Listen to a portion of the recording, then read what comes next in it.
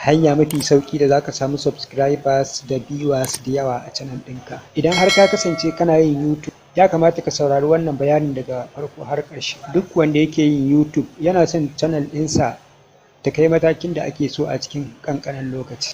Kai ma idan har ka bi wannan bayanin da za mu yi, channel ɗinka za ta kai matakin da ake so a cikin ƙanƙanin lokaci. Yadda za ka yi channel ɗinka ta dinga samun subscribers da viewers da yawa, da farko ka dinga yin aiki mai kyau ta yadda duk wanda ya shiga channel ɗinka zai so ya sake dawowa ya ƙara shiga ya kalli irin ayyukan da kake yi a channel ɗinka. Na biyu, lokaci. Ka tantance lokaci da za ka dinga ɗora aiki a channel ɗinka, domin duk wanda yake yin YouTube yana da followers, sannan kuma duk wanda yake yin YouTube followers ɗin shi akwai lokacin da suke shiga YouTube. To kai ƙoƙari kai ma ka tantance wannan lokacin da followers ɗinka suke shiga YouTube.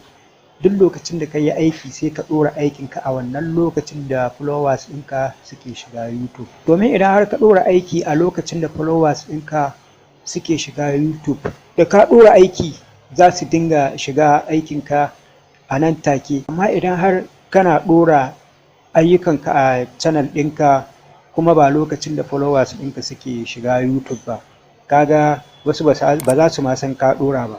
Amma idan har ka kasance kana ɗora ayyukanka a lokacin da followers ɗinka suke shiga YouTube, da zarar ka ɗora aikinka a channel ɗinka, to followers ɗinka za su ga wannan aikin kuma za su shiga za su kalla. Ta wannan hanyar ne za ka samu subscribers da yawa da viewers da yawa fiye da yadda kake tsammani. Insha Allah za ka sha mamaki a ɗan ƙanƙanin lokaci. Za ka ga yadda za ka dinga samun subscribers, za ka ga yadda za ka dinga samun viewers, liking da duk wani abu da ake buƙata. In Allah ya sa ka fara a sa'a, a cikin ƙanƙanin lokaci channel ɗinka za ta kai matakin da ake so, kai ma ka samu abin da kake so.